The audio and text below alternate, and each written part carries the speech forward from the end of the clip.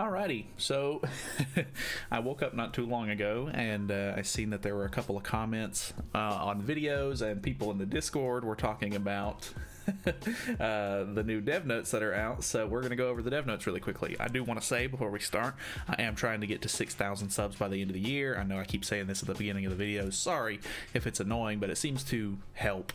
So feel free to subscribe if you haven't already. Either way, let's hop into this thing. So, hello, this is Director Koo. They changed his name. From the Seven Deadly Sins Grand Cross team. We can't believe we are already heading towards the end of 2021. As we are reflecting back on this year, we do have to admit that we have some regrets. More so compared to before, but I think it's the moment in time we need to pull ourselves together to push forward and finish this year strong. Okay, so that's kind of interesting. I've already read this red text down here that says that they're changing the festivals back, which is very good. So I'm excited for this. In this dev note, we plan on sharing the direction of our approach to the festival draw banner, which many nights around the world have provided feedback and waited for. Also, we want to provide a glimpse of what we can expect for the next year by giving you a preview of the new changes, events, and contents to come in the year 2022 as we wrap up the current year. We will jump right into the dev notes. Okay, so it seems like this is going to be a pretty big one, so probably a lot of talking if that's not your thing. Sorry about that, but that's basically all we can do is just talk. So, collecting user suggestions and formulating a solution for changes to the way festival draws work. Okay, so this is obviously going to be a really big one. As we have shared in the October dev notes, we have been collecting your thoughts and newly changed form of festival draw implemented in the 40 million download celebration update. To get straight to the point and share our decision on its next direction, we will be going back to the traditional way of festival banner draw for the upcoming festival events where the previous festival heroes are part of the drawing pool. I know that they're probably not going to, but it would be really nice if we got the 0.5% on the new character and then the old festivals came back. I know that they're probably not going to do two birds, one stone with that, but that would be really nice. After the 40 mil celebration draw has been featured to KR and JP builds, many of the knights have expressed dissatisfaction with the draw, citing the inaccessibility of acquiring previous festival heroes during the period of festival, and stating that in regular draw there are no certainty draws except for the SSR draw bonus, and it's hard to draw the hero of the preference due to the lineup containing almost all of the SSR heroes. Yeah, you're not kidding. Every single SSR that's in a draw is basically on that banner, so yeah, that was really dumb. While we have made the same updates to the global build so that all knights in the world play under the same rules, we have been collecting suggestions from knights from all around the world and have put many hours of thought into deciding what would be best direction to take moving forward. We acknowledge that making frequent changes to the drawing rules doesn't always provide the best experience, but because we want festivals to be a special event for our knights, we have decided to revert to the traditional way of festival draw from now on, similar to the Grand Cross second anniversary event. Which these changes being applied, we will also run a survey of the festival heroes in the next festival for the first time. This special survey will be available on November 18th to all of the knights around the world, and the 3 festival heroes that receive the most votes in this survey will be elected to be added to the next festival draw. So only 3 characters getting added to the festival draw is kind of interesting. Hopefully that means that they'll up the rates on the festival heroes. That sounds like it might be happening. Obviously there's no actual evidence there, but that would be really, really good. I would assume everybody and their brother is going to vote for Purgatory Bond because he's new and he's really, really good. And he hasn't been on he hasn't been in a banner yet since he debuted, so I'm sure people are going to want him back, which is good because I I would like to get extra copies of him. As Festival Banner is reverted to the traditional way and previous Festival Banners are making a reappearance, the current 7 Deadly Sins monthly special pickup draw event will be run with the same lineup as that of KERJP build until 2021, but a few changes are expected to be made for improvement, and more details on the next festivals will be announced in a separate notice. So, okay, that's interesting. Sorry, the dog is doing something. What you want? What?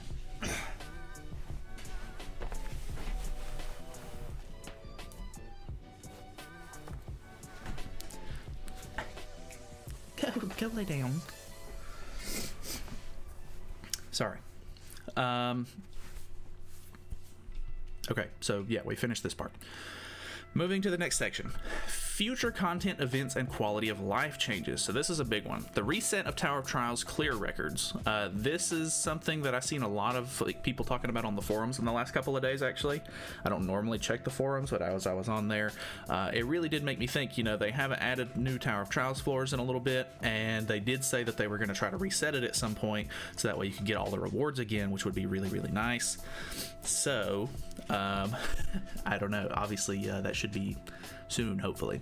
Previously, we have shared with you the mid and long-term plans under preparation as part of an effort to make the game more engaging. Today, we will follow up on some of the plans that we are able to share for the time being, one by one. We developers are preparing to make adjustments one after the other according to the suggestions from the August dev notes, and as part of this effort, we will reset all cleared floors of Tower of Trials.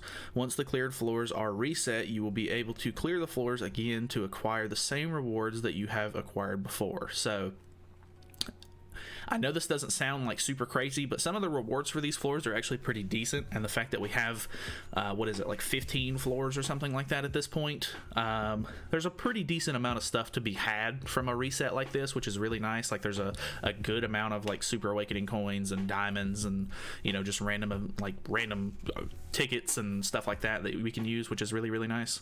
I think there's some card packs and stuff, which might not interest everybody, but, that's really nice. Honestly, they need to do these, they either need to start adding more content to Tower of Trials or reset this more frequently, because it's not like you're getting crazy amounts of content every single patch, so just having this reset more often would be nice.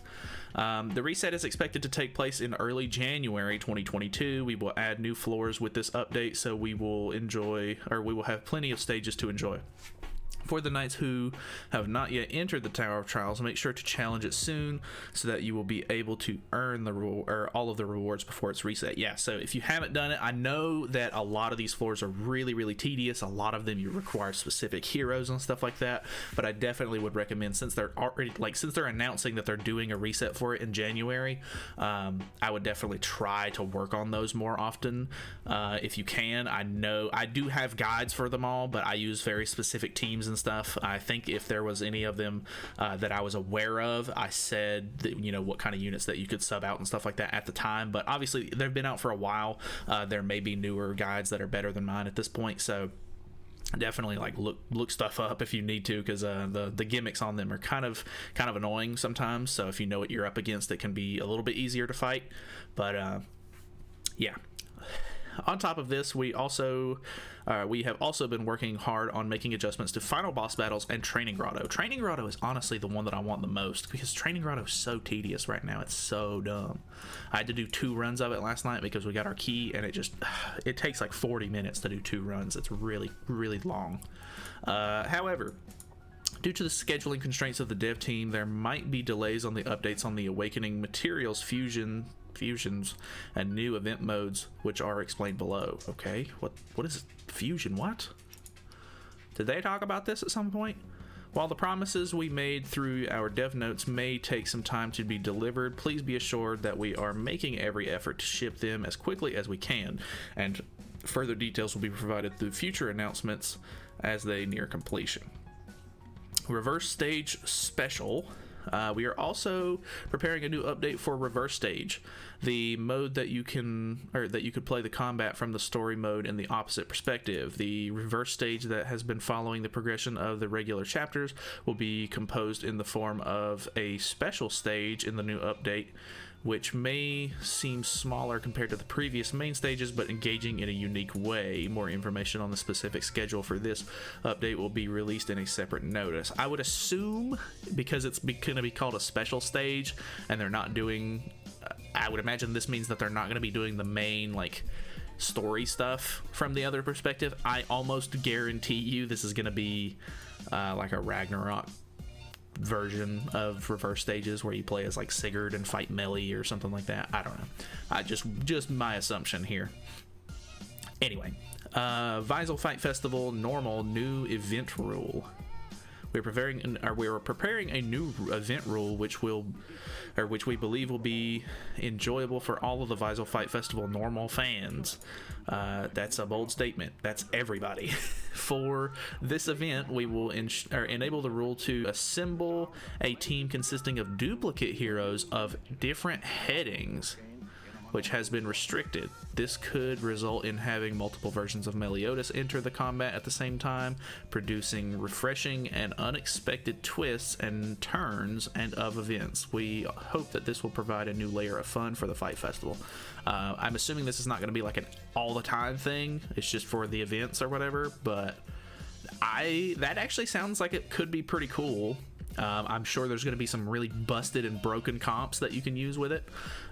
So yeah, the fact that they're doing different headings, I'm assuming that means that like you're not going to be able to use Festival Gother, or you're not going to be able to use Red Gother with Green Gother, because they're technically the same character, like they use the same outfits and everything like that. I'm assuming different headings means that they use a whole new set of costumes and they have like a different name, which is kind of interesting. So that means you could use Festival Gother with a rank up Gother, which is very, very interesting. I'm sure there's going to be tons of broken comps that people come up with. A lot of experimenting to be had, though. Could be fun.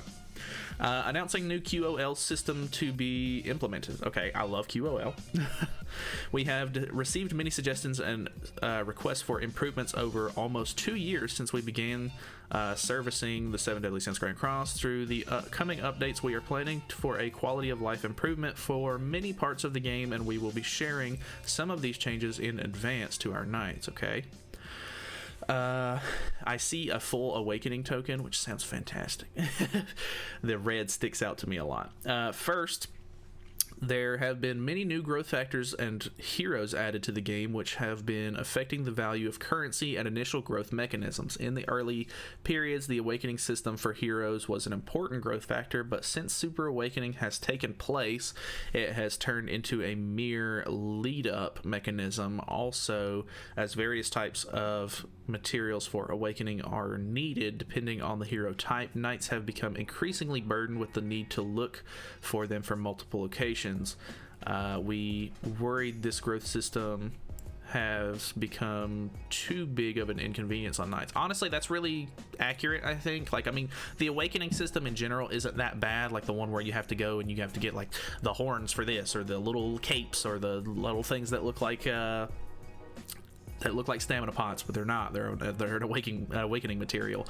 I don't ever have too much of an issue getting that kind of stuff, but it's because I play the game a lot compared to, I think, some of the regular players, and I've been playing the game for a really long time, so I normally don't have too much of an issue with this. But if they do something to alleviate that in general, I think it will help a ton. Like, I know that they give out those awakening like star token things that you can just go ahead and 6-star awaken your characters and everything if you have them, but they don't come around very often, and obviously they release like 2 new characters every single or they release like 4 characters a month, so the fact that they're not giving those out all that often is kind of a concern, I guess. So let's keep going. To address this, we are planning to implement a convergence system where awakening materials could be fused into a full awakening token. Okay. The materials used in this convergence system are various awakening materials, including Water of Life, Demon's Blood. This will allow you to efficiently organize your inventory previously jumbled up with various awakening materials, and enable you to process each hero's full awakening much more seamlessly. So that actually sounds really cool. So I guess they're saying that you're going to be able to craft, I guess, the full awakening tokens just using the awakening materials, which sounds really cool. Also, on top of the auto clear tickets that could be earned through patrol missions, we are planning to implement a system of auto clear tickets that recharge on a daily basis to take some burden off from having to manually clear all the daily missions. For this new system of auto clear tickets, our plan is for the unused tickets to not be carried over for the next day, and the same number of tickets will be recharged each day regardless if all of them are used. So that sounds really interesting. I buy the monthly and weekly bundles most of the time, and the weekly if I buy the weekly bundles, I can still end up using skip tickets throughout the entire week and still not blow through I still won't I won't go negative on my skip tickets. I use skip tickets a lot for my dailies, and then I save the rest of them for whenever there's half stamina on Fort Solgris.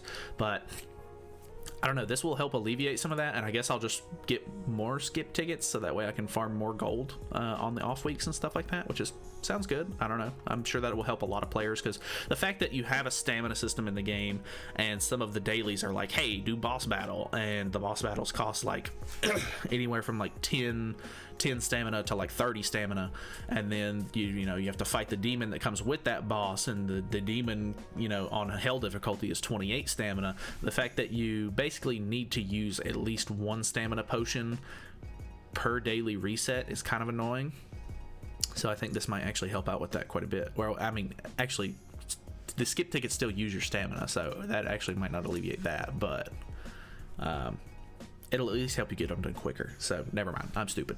The Hawk Pass will reduce the number of daily missions to lessen the exposure of the completion pop-ups, and as well as renew missions that will match the usual gameplay pattern of nights. Also, the Belmoth Deathmatch dish will be newly added to be sold as a regular menu item in the Knighthood shop. That sounds fantastic, because I can do Belmoths quite efficiently now. I do use attack food on mine most of the time, but just being able to use a dish, kind of like the other two knights, they have those little, I don't know what to call them. They almost seem like smoothies or something like that, like desserts that you can use to double your demon materials from those raids and stuff like that. I've been waiting for a Belmoth one, so that sounds really great. Vanya Ales will see a change of adjustment in the tavern to acquire an entire day's worth at once, while artifact cards packs will have the option to open consecutively to assist your gameplay. So that's actually really nice too, because I have tavern cosmetics on at the moment where I think it's either 5 or 6 Vanya ales per day. So the fact that I'm having to sit there every day on reset and grab those, and I do recommend that you grab them, because each day they pile up, and you can use those to get affection on your heroes and stuff like that, which each new character that comes out, if you max their affection out, you not only get a cosmetic but you get a diamond, and I mean those things add up. So that's actually really nice. And then the artifact packs, the fact that it's just going to consecutively open them, that's actually really, really cool too. On top of these, we also are preparing an overhaul of the UI for a better playing experience by making the reward collection process and growth result presentation more concise. Okay, I really like UI upgrades. I mean, I'm on Windows 11 just because it is basically a UI upgrade. So I like UI upgrades. I don't know, it seems like it's just going to be something small, but I would be down if they overhauled the UI, to be honest. With a thankful heart to all our knights who have been enjoying and supporting the Seven Deadly Sins Grand Cross, we have been putting great effort into each of these updates one by one.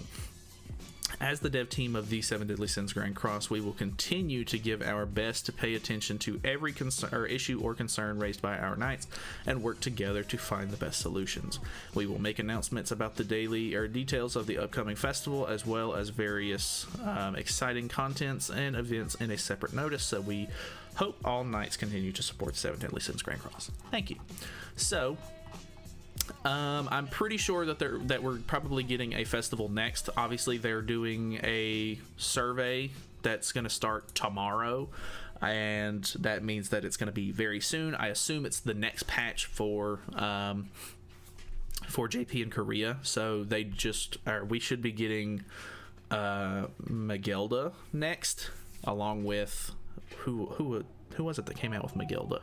It was the new Merlin that is very interestingly bad. So we should be getting Magilda and Merlin next, which means that they should be getting the festival, which means we'll have time to see who it is and everything like that. I definitely don't recommend you do any more summons at the moment until we sort of see what the festival looks like, and if it's something like that you're interested in. This is going to be a big one because if I'm not mistaken, this is either the 2-year anniversary or the 2.5-year anniversary for JP. I think it's 2.5 year. I can't remember exactly, but I think that this one's going to be quite big, especially with it being towards the end of the year. They're probably going to try to go out at the end of the year with a bang, I guess. And so I don't know, it could be anybody really. I kind of hope it's a Deanne, to be honest. I think a lot of people are speculating that it's going to be Full Wings King, which is, it could be cool as well. I don't really mind either way, but I just like Deanne. But anyways, I guess that's pretty much it. Obviously there was a lot of good stuff in this, but yeah, I mean, until we see a lot of this kind of stuff, it's all just sort of words at the moment, because I mean, they've been saying that they were going to redo Training Grotto and stuff like that for a while now, and until we really get those sort of things done and they're in the game for us to be able to see and use, these are all just kind of like words of reassurance almost, which is fine, I guess. But until we actually see action, it doesn't really matter that much. They can tell us that they're doing it 1,000 times over, but until we get it, it is what it is. So that's it from me. Thank you guys so much for watching. Hopefully you guys enjoyed. Feel free to subscribe if you haven't already, especially if you made it to the end of the video. I do appreciate it. I think I did one last time at the end of one of these Dev Note videos because I was curious to see how many people actually made it to the end. If you want to put just put some sort of emoji in your comment, I don't know. We did a peach emoji last time. Do an apple emoji if you make it to the end of the video. I'll see it and I'll appreciate it. But that's pretty much it for me. Thank you guys so much. I'll see you guys in the next one.